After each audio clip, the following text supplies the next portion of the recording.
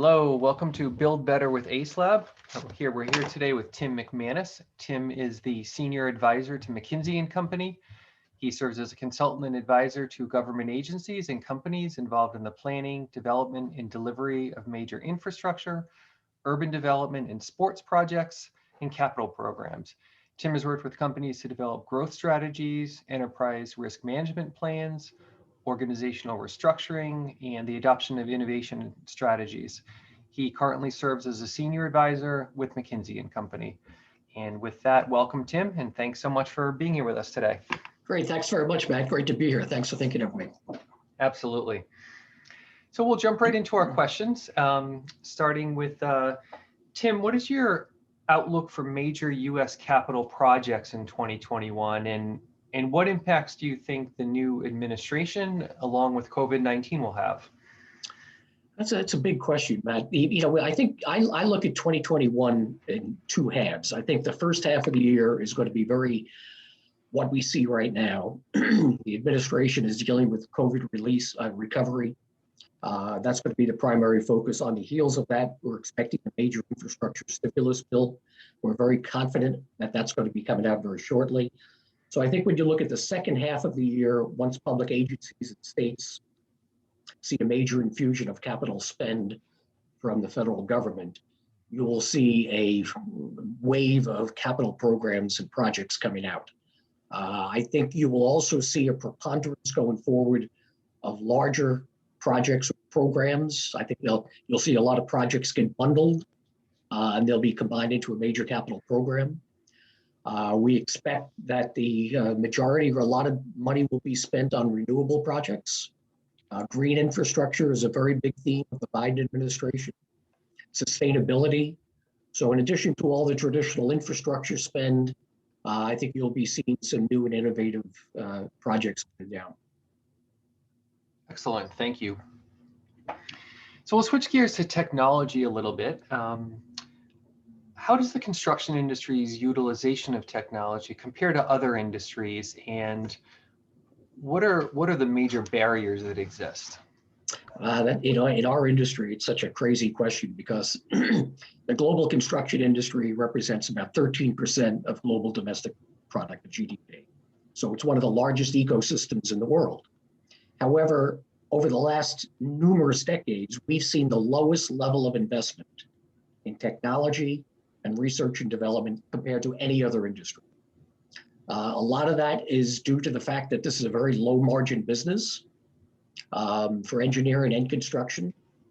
I think it's also a fact, as I've said to many of my students, I think there's a generational factor here, because when you look at the people who own or run major design companies, whether they're architecture or engineering companies or major contractors, that's my generation, not my children's generation. My generation did not grow up with technology. My children's generation grew up with technology and they're very comfortable with it. My grandchildren are very comfortable with technology.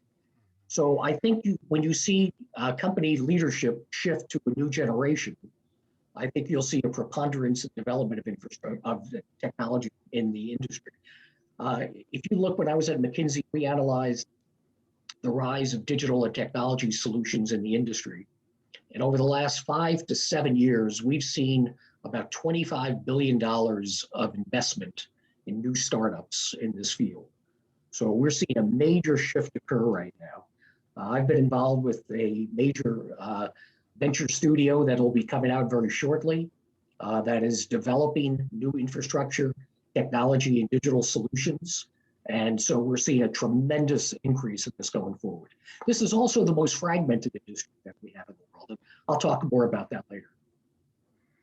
Well, it sounds like you're actively involved in solutions to that, which is great. What are the costs? How does that hold us back? This lack of technology, is it, can you put a cost on what that does to the construction industry, being such laggards, if that's an appropriate word? Yeah, I think the manifestation, or one of the manifestations of lack of technology or innovation or digital solutions in the industry is illustrated in the McKinsey report, Reinventing Construction. That report talked about how productivity in the industry has essentially been flat since World War II. compared to every other industry. And we looked at what are the big drivers that could improve productivity. And we saw that digital and technology solutions had the biggest opportunity to impact and improve productivity. In that regard, we looked at it and we measured that if you can bring construction productivity up to an average level of the rest of the marketplace, not just our industry, but the rest of all other industries, it would yield an impact back into the economy of about $1.6 trillion per year. Wow. So that's what we're talking about here in terms of the impact of a very sluggish industry. Well, that's tremendous. So looking ahead and perhaps realizing improvements like that, what do you think some of the bigger impacts are that technology could have on construction over the next several years? Boy, that's a good one. When I look, some of the work that we've done, as I said before, we think digital solutions really are catching on in the industry that they're going to create. A couple of the ones that I've seen that I'm very keen on, I think when you look at the COVID situation, how that's impacted our industry, it's driving new behaviors such as offsite prefabrication, modularization, robotics, where we're trying to keep people away, try to keep things sterile.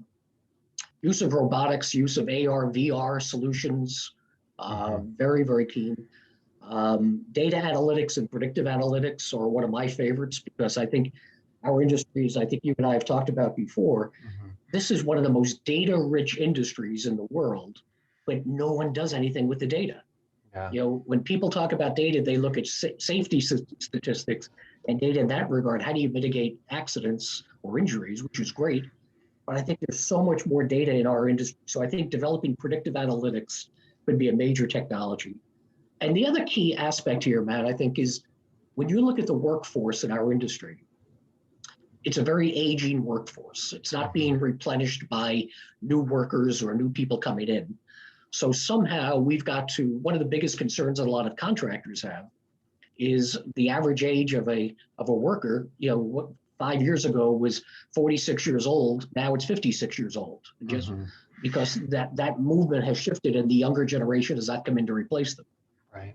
So somehow that's going to drive construction companies to look at ways of adopting technological solutions to make up for that loss of experience and quality in their workforce. Yeah, and I've even heard of,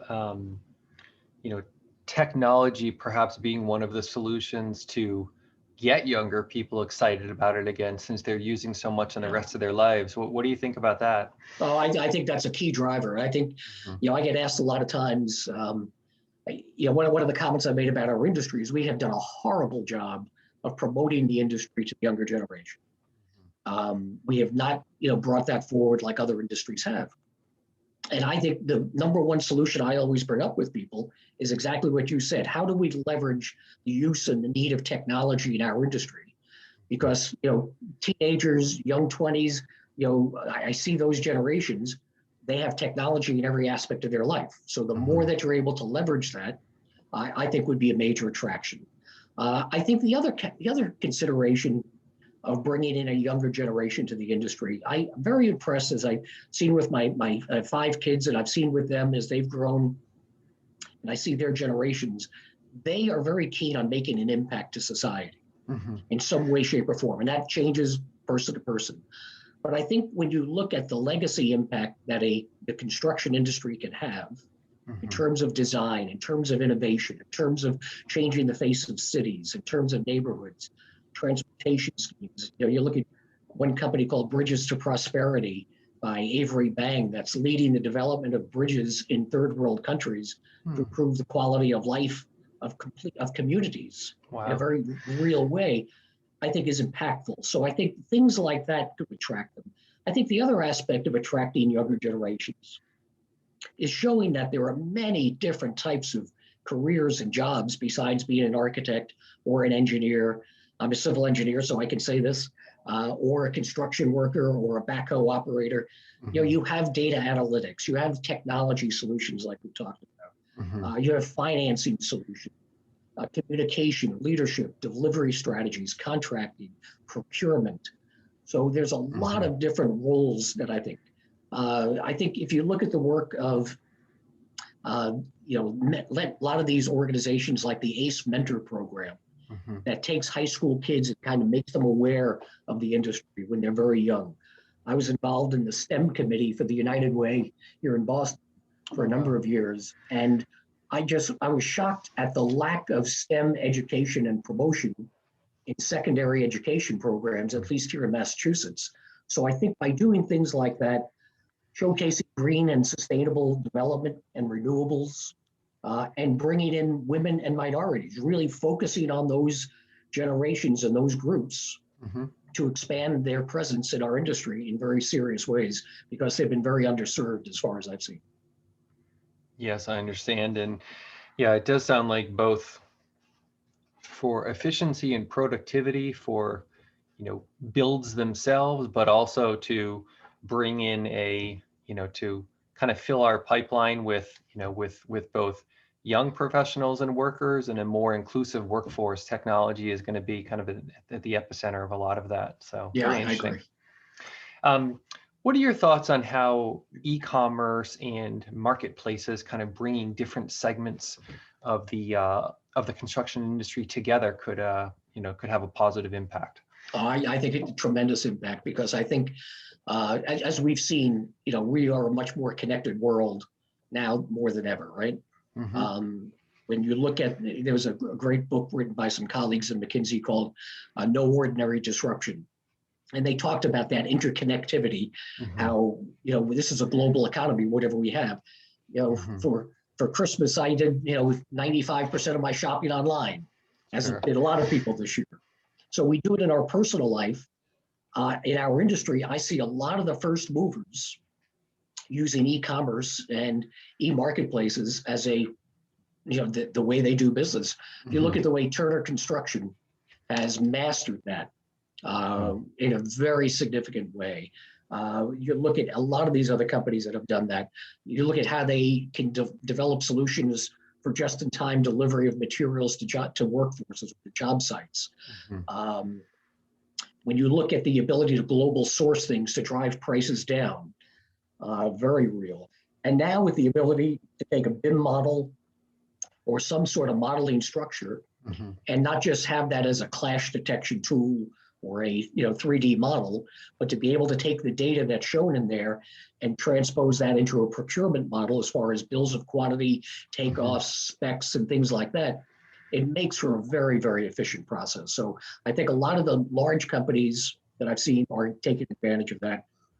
I think the secondary and tertiary markets will start to do that as well. Okay, thank you. Tim, in reading your profile on LinkedIn, getting ready for this and seeing some of the posts that you have published, I noticed that you're on the advisory board at Entech Engineering, supporting the founder and the CEO. What new and exciting things are you looking forward to this year at Entech? Well, that's very nice of you to mention Entech. Entech, Sue Byatt is the founder of Entech, and she has done a remarkable job of taking a small company and building it into a several hundred people strong company in the New York City marketplace, dealing in technology solutions, dealing in BIM solutions, engineering solutions. Sue and Entech are making a major move in the development of technology solutions for the industry, because just like we were talking before, I think Sue and Entech have seen the rise of digital and technology solutions, and they are grasping that and running with it very quickly. So as a small WB company in New York, I feel very, very positive for their future, not just this year, but going forward, because I think they're right on the cusp of where the industry is heading. Well, that's great. It sounds like an exciting place. We'll look forward to some good things from you guys this year. So one of the segments we focus on closely here are architects, and sometimes it seems like they are a little bit left out and disconnected with the rest of the supply chain in construction. How do you think we could serve them more efficiently? Yeah, that's a very good question. I think going back to the point you were making before of this being a much more joined up industry, a much more connected industry, I think that looking at open sourcing of information, sharing of information, how do we utilize these digital tools and solutions that we have that can bring the supply chain to the table much earlier in the design process? How, through the use of AR and VR, can we collaborate much more effectively where we have an ideal design at 10 or 20% complete as opposed to 70 or 80% complete? So I think the ability to bring the supply chain into a project earlier, just like on a design build job where you have the contractor involved earlier and you get better constructability solutions, better packaging solutions. I think the same way, if you could bring the supply chain in earlier through these digital methodologies, through BIM, through AR, through VR, I think that could really add a tremendous amount of value. And I think that's what, I think everyone needs to look right now. I deal with a lot of technology companies right now, and many of them lead with their technology. They want to talk about their technology and their digital solution and how it works and how I developed it. And I say, well, stop. I said, I have no doubt that your technology is great, but you've got to focus on what's the value add that you're bringing to the party. How does your technology or how does your solution fit into a value add for the client of this project or for the owner of this project? And I would say the same thing in this case with architects and the supply chain is don't just do these things for the sake of doing them, but demonstrate what is the value impact that you can bring to a client that will be a tremendous benefit. Yeah, that makes a lot of sense. A lot of the examples that you cited earlier, and I've seen too, of technology and construction are really happening on the job site. And now it feels like there's a movement to bring a lot better tools kind of into the office and at the beginning of the engagement, which architects obviously represent as well. So, well, how many times have you seen you see a construction project going up, whether it's a house, whether it's a building, whether it's a bridge or whatever it is, and all of a sudden people who are involved in the process, whether on the owner side, come along and say, I'd like to change that. I think if we did it better over here.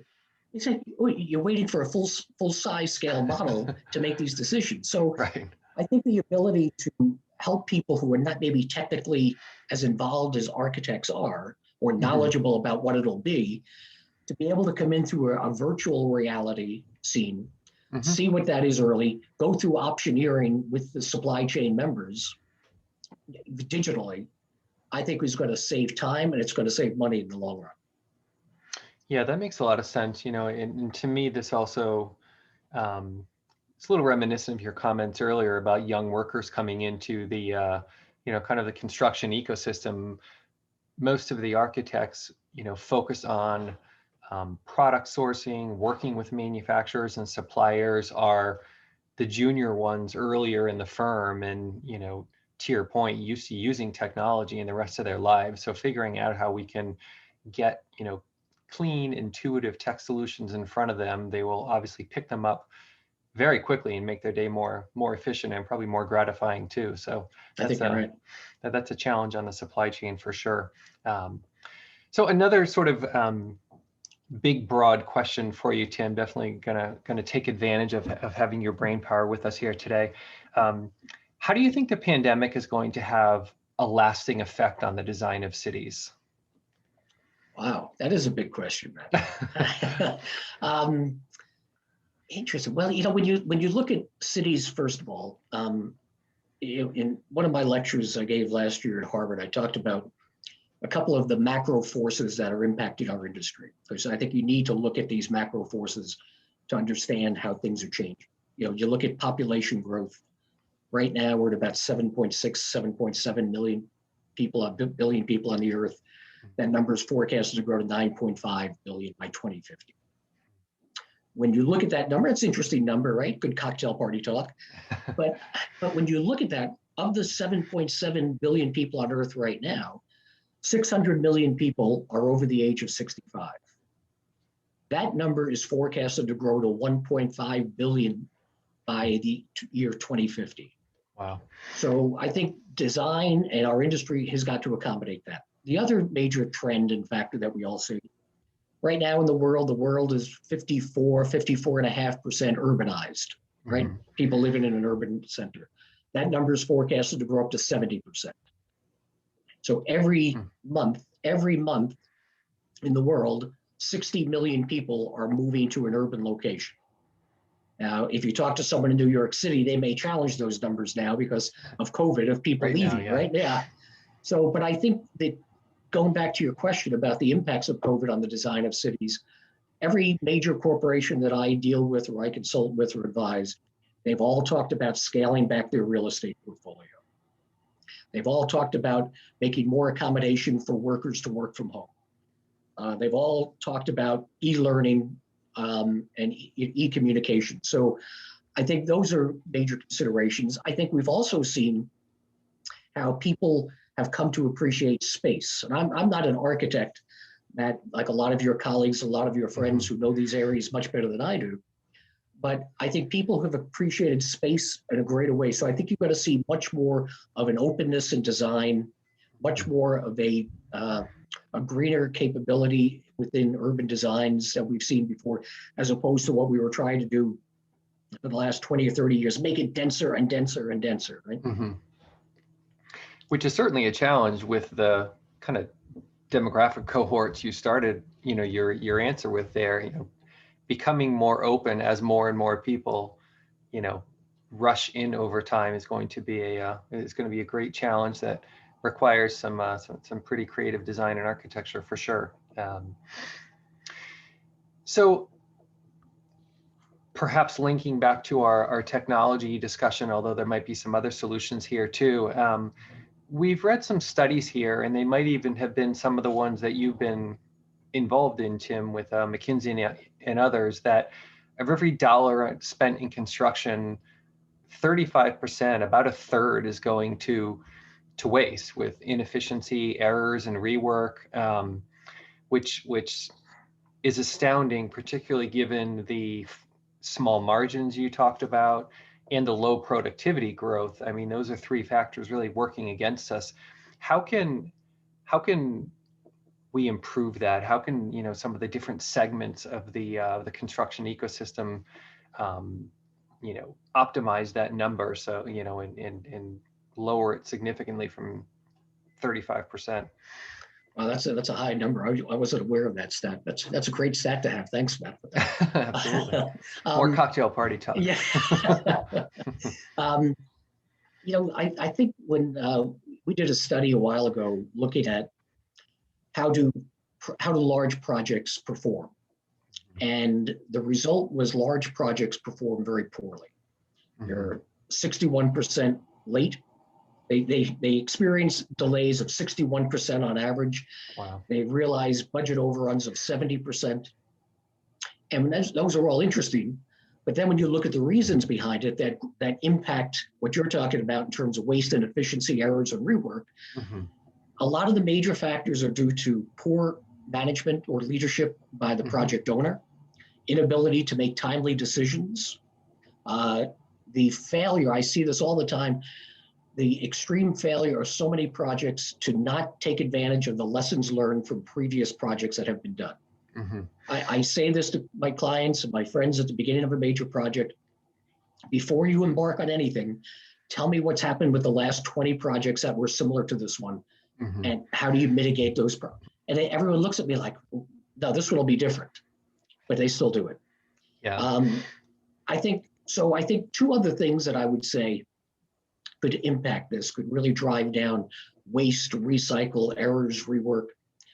Number one, as we talked about, the same theme, a greater adoption of digital strategies. Build it digitally, look at it digitally, change it digitally before you start cutting things, before you start importing steel, before you start pouring concrete.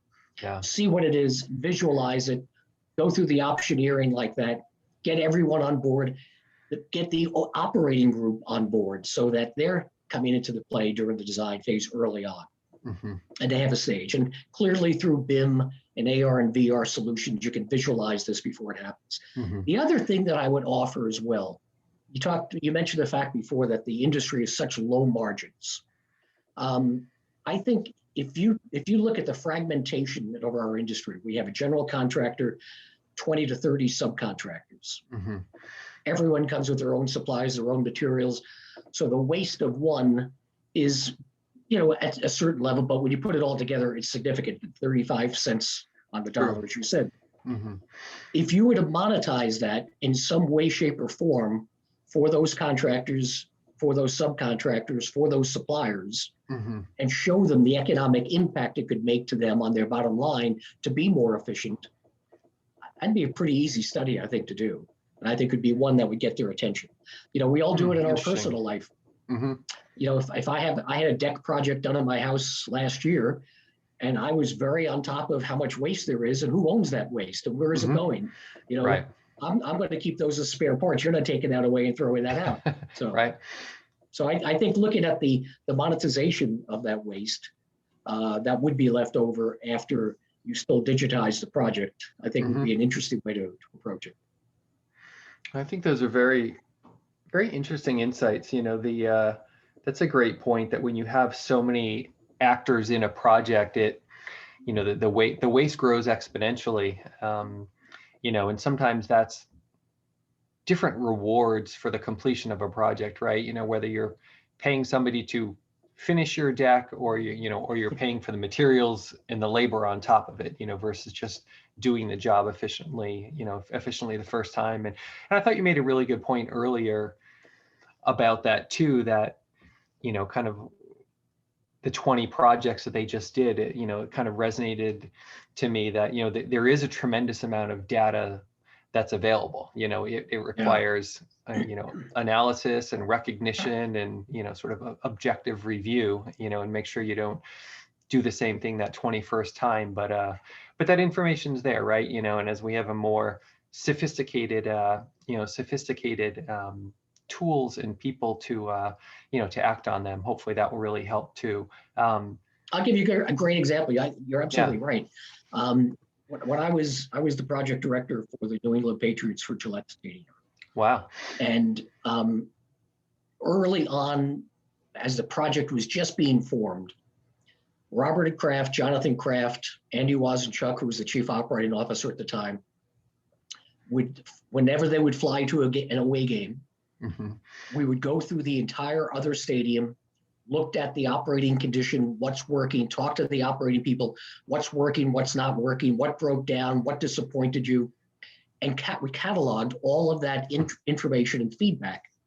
And we also saw the features that we liked, we thought were really great, ones that could be improved on, and we cataloged that.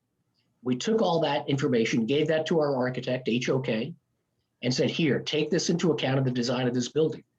And that was probably the best example of any recent project that I've seen where the project owner really took advantage of all the lessons learned from everybody else. Yeah, that's definitely a much more holistic gathering of inputs than than we normally see on a project, even one as big as Gillette. So that's quite impressive that you took such an open-minded, transparent view at it, and obviously obviously it worked well. It's a wonderful structure.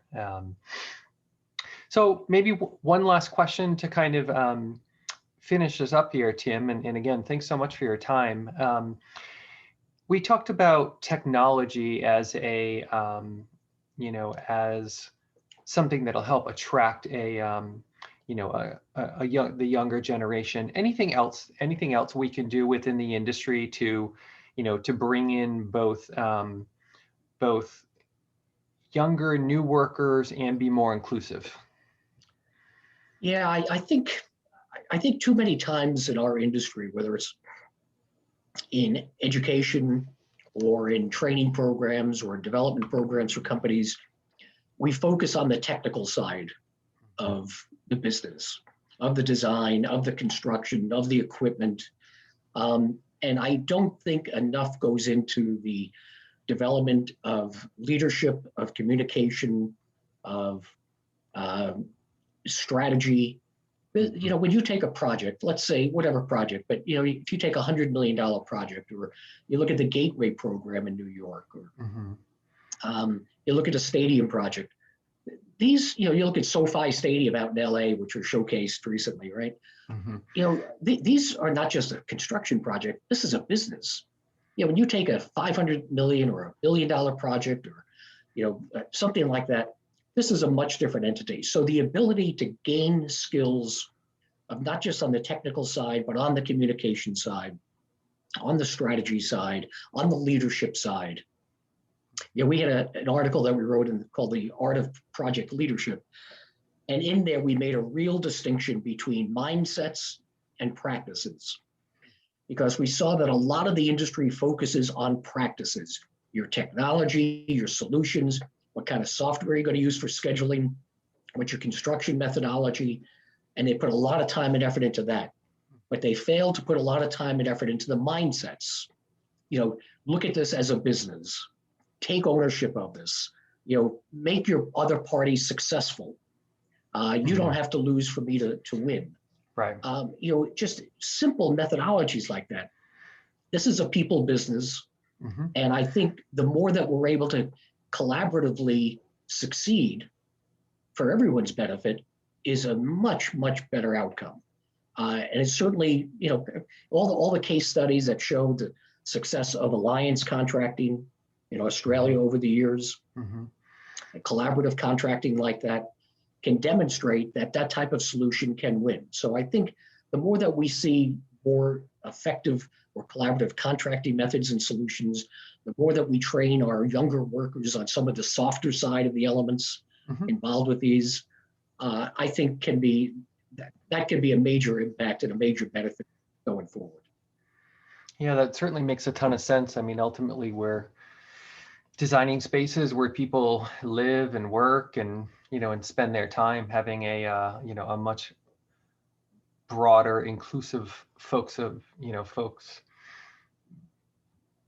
leading and and ultimately executing on that can only pay off, right? So Yeah, absolutely. It's funny, we talked about the fragmentation in our industry before, and there's just so many elements. A good friend of mine, who's Professor Ibrahim Odeh at Columbia University, did a presentation for the World Economic Forum. And in his presentation, he included a lot of great information. One of the facts I took out of it, he said that there were over 710,000 engineering, architecture, and construction companies in the United States. wow. Over 700,000. Wow. Only 2% of them have 100 people or more. Wow. So when you look at this fragmented industry that we have, the more that we're able to bring it together, whether it's through collaboration, whether it's through technology and digital solutions, better training and education, it could only get better, right? I've talked about the productivity profile before.